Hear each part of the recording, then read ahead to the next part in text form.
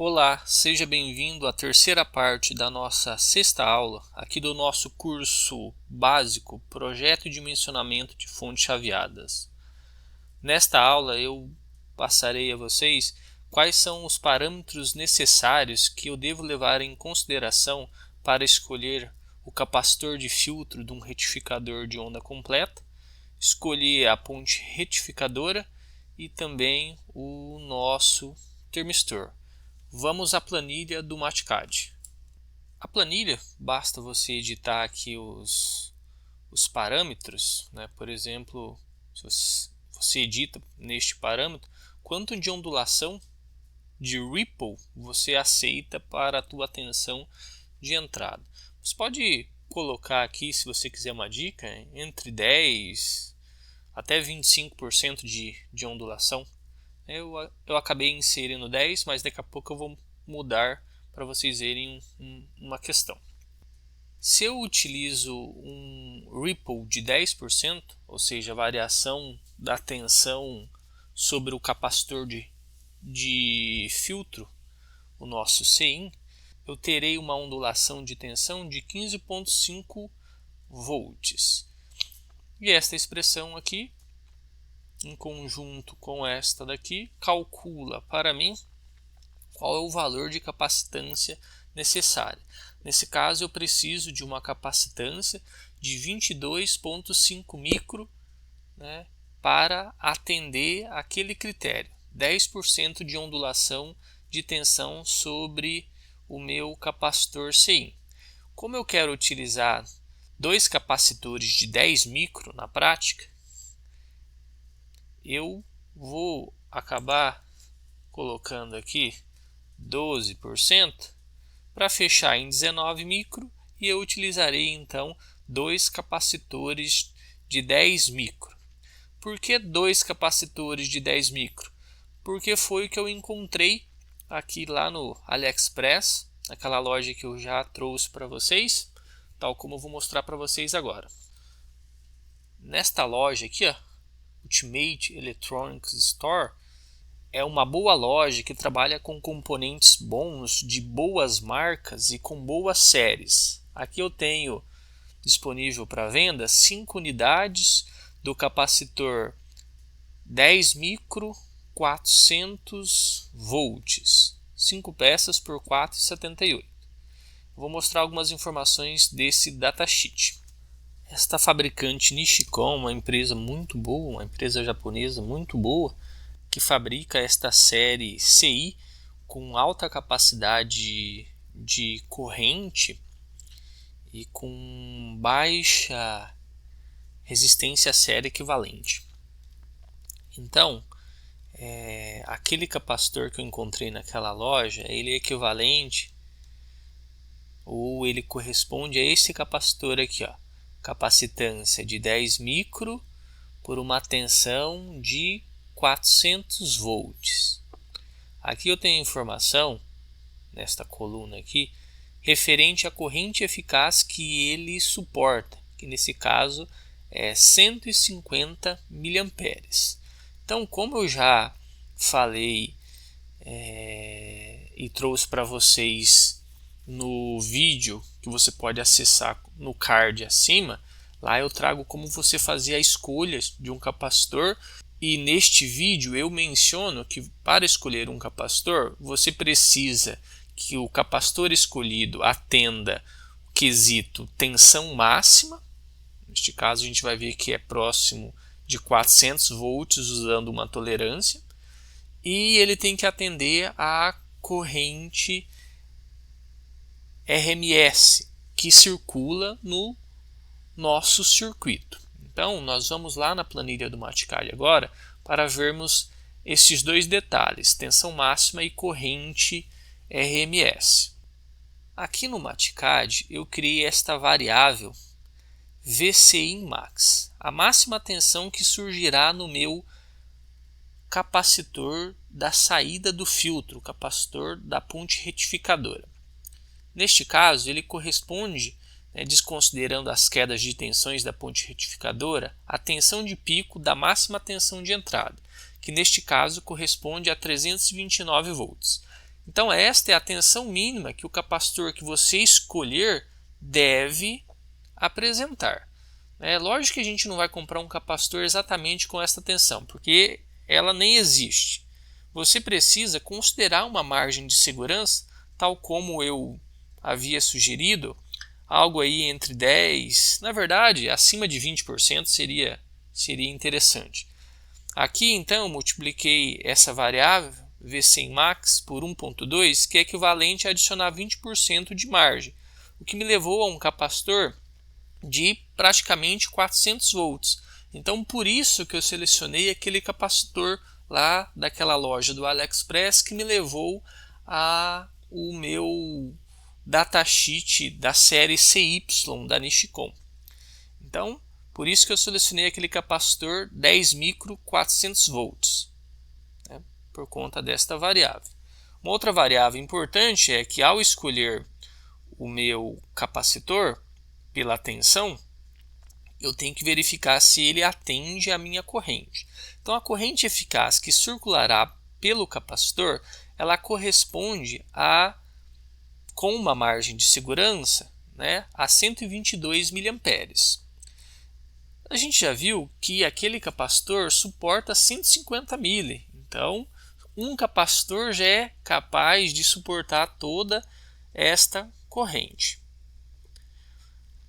Aqui eu trago a seção onde eu falo do capacitor da Nichicon, criei essa variável, né, onde eu registro o valor da capacitância. E esta outra variável aqui, ela diz para mim quantos capacitores eu preciso utilizar para atender a minha capacitância mínima indicada por essa expressão. Ela está dizendo, ó, que eu preciso utilizar um capacitor de 19 micro, certo? Então, se eu escolhi usar um capacitor de 10 micro, eu preciso então utilizar 2 capacitores para atender a minha questão da capacitância. Então, essa expressão diz que você precisa utilizar 2 capacitores. Como cada capacitor desse escolhido suporta uma corrente de 150 mA, como eu vou estar utilizando 2 em paralelos, eles vão suportar juntos 300 mA. Como esse 300 mA é superior a esta variável que já considera uma folga de 20%, quer dizer que o meu projeto está adequado. Vamos supor que você tivesse encontrado esta corrente aqui, na verdade, ela fosse, por exemplo, de 350 mA, certo? Com uma margem 420. Então, 2 capacitores têm uma capacidade de corrente de 300 mA. Desta forma, esses 2 capacitores não atenderiam a esta corrente, né, contando com essa margem de 420 mA. Então, o que eu precisaria fazer? Eu precisaria utilizar 3 capacitores, porque como cada um suporta 150 mA, os 3 juntos suportariam uma corrente de 450 mA. Eu teria uma capacitância maior, porque então eu teria 30 micro ao invés de 19 micro. Mas lembra que no vídeo que eu sugeri para você, que você pode acompanhar aqui no card, eu digo que você tem que atender simultaneamente o critério de capacitância mínima e o critério para a corrente RMS, né? Só que no nosso caso, né, isso não é verdade, não é 350, mas 102 mA. Então, esses 2 capacitores escolhidos que eu mencionei atendem a capacitância, porque os 2 juntos formam 20 micro, que é maior do que o mínimo necessário, e eles conseguem suportar uma corrente de 300 mA, os 2 juntos, que é maior do que o que eu preciso, que é 122 mA, já contando com uma margem de 20%.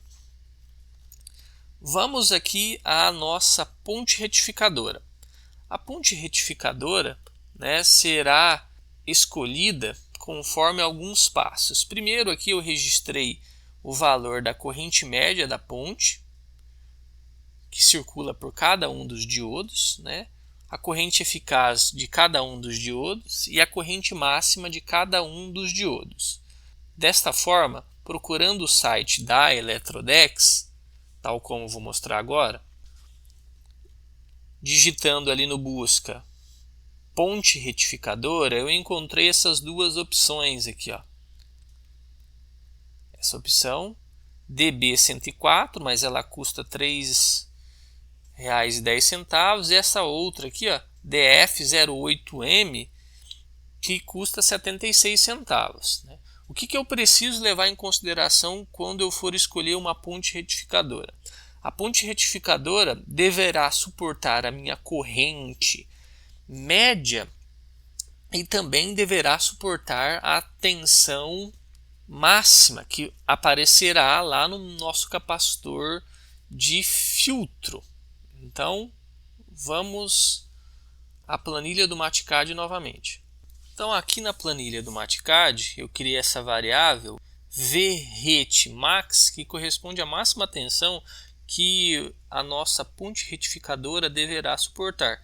E ela corresponde à própria tensão que aparecerá no filtro capacitivo. Então, seria um valor de 329 volts, mas como eu já mencionei em vídeos passados, eu devo considerar sempre uma margem de segurança. Se você considerar uma margem de 20%, vai te levar a escolher uma ponte retificadora de 400 volts. Mas se você quiser ser ainda mais conservador, se você utilizar ali uma margem de 60%, te levaria uma ponte retificadora de 500 volts, né? E se você for ainda mais conservador, se a gente considerasse 100% de folga, né, te levaria uma ponte aí de 660, né, que levaria à escolha de uma ponte retificadora de 800 volts. Então aqui fica a critério seu. No mínimo, use uma ponte de 400 volts. Lá na Eletrodex eu encontrei este cara aqui, que pela informação que está descrita aqui no comentário, ele suporta 800 volts. Então ele nos atende no quesito tensão elétrica, e esse 1 que aparece aqui, ele nos atende com relação à corrente média. A corrente média da nossa ponte retificadora, ela é de apenas 20 mA.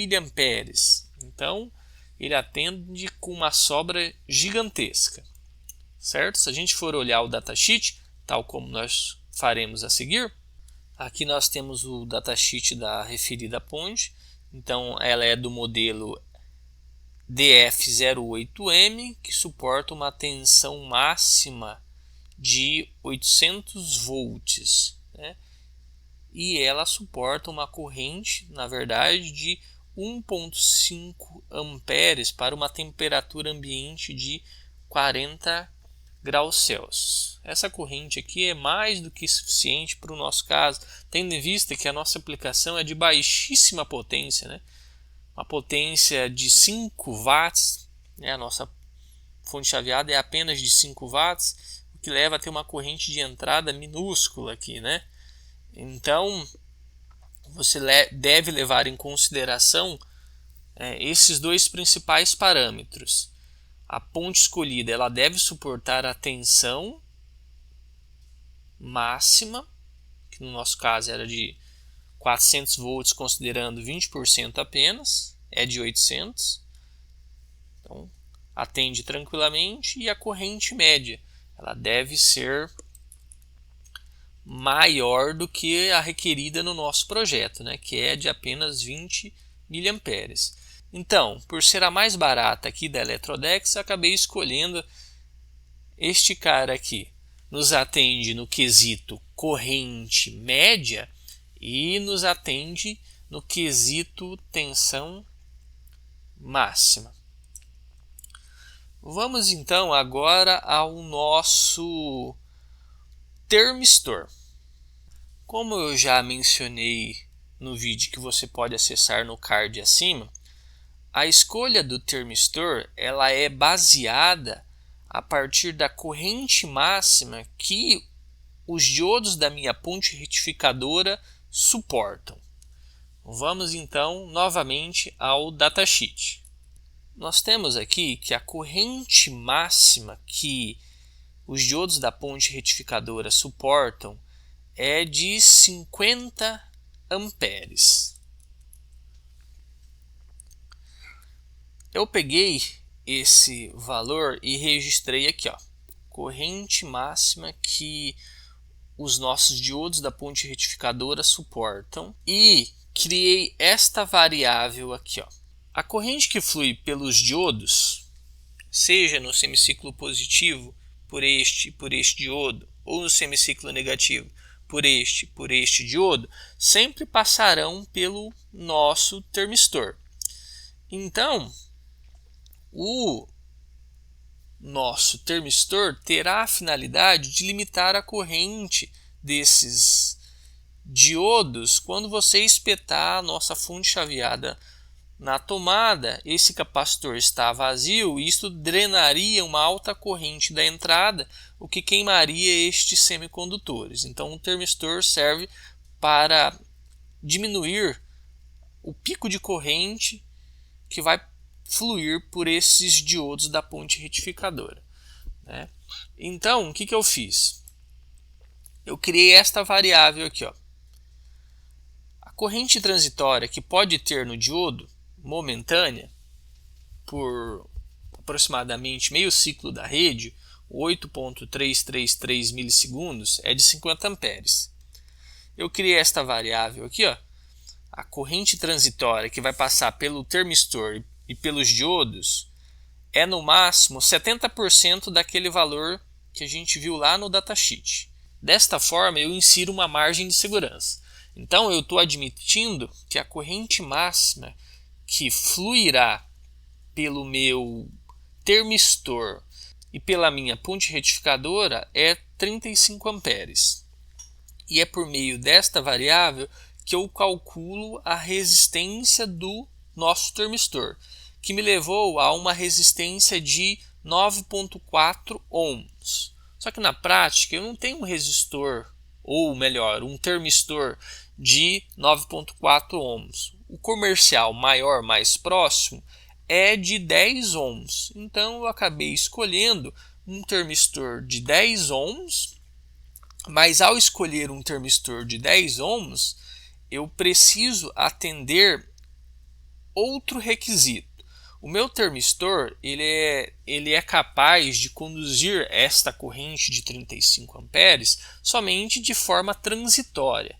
Em regime permanente, o meu termistor ele deverá suportar uma corrente que é igual, ou que é aqui determinada por esta variável. Então, a corrente em regime permanente que fluirá pelo meu termistor de 10 ohms é de 117 miliamperes. Então, eu preciso escolher um termistor que suporte essa corrente em regime permanente. Como eu disse, o termistor é capaz de suportar essa corrente aqui por vários milissegundos, mas em regime permanente ele deve atender a esta corrente aqui, né? A corrente depois desse regime transitório. Acabei escolhendo o termistor dessa série SCK, é uma série muito famosa que você, por exemplo, vai ver agora nesta imagem desta fonte chaveada comercial. Ó, você pode ver, este aqui é o nosso termistor. Este termistor corresponde a esse termistor desta família aí SCK. Então, se você tiver uma fonte chaveada aí do tipo para alimentar desktop, muito provavelmente dentro desta fonte terá um termistor desta série SCK. Eu escolhi um termistor cuja resistência é de 10 ohms e a corrente em regime permanente ela é de 1 ampere nessas condições de 25 graus Celsius, né? Lógico, a nossa fonte trabalhará numa temperatura ambiente maior do que essa, mas ela trabalhará com uma corrente muito pequena, 1/10 da capacidade do nosso termistor. Então eu acabei escolhendo este termistor aqui, ó, que é um termistor de 10 ohms com uma corrente nominal de 1 ampere. Se você quiser mais detalhes de como calcular um termistor, eu te sugiro este vídeo que irá aparecer neste card.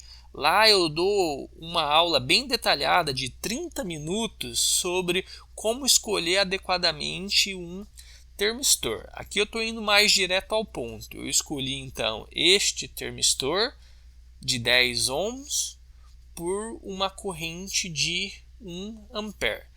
Lá na Eletrodex você poderia escolher este termistor aqui, ó, NTC de 5 milímetros. Você escolheria este aqui de 10R, 10 ohms, que custa aqui 1,14. Então, esta seria a nossa terceira parte da nossa sexta aula, de forma bem objetiva, de como eu fiz para escolher estes caras aqui.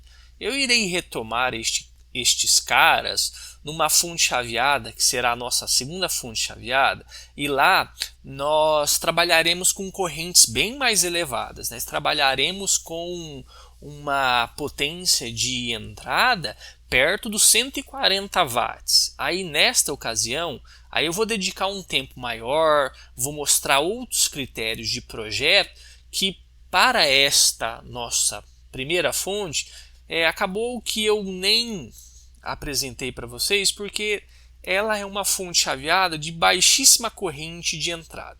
Mas para essa segunda fonte chaveada, eu tomarei com mais tempo, né, a escolha deste termistor, desta ponte retificadora e deste capacitor. Mas para essa nossa primeira fonte chaveada, o que eu passei, você pode reproduzir aí, né, tranquilamente. Abraço, Deus abençoe.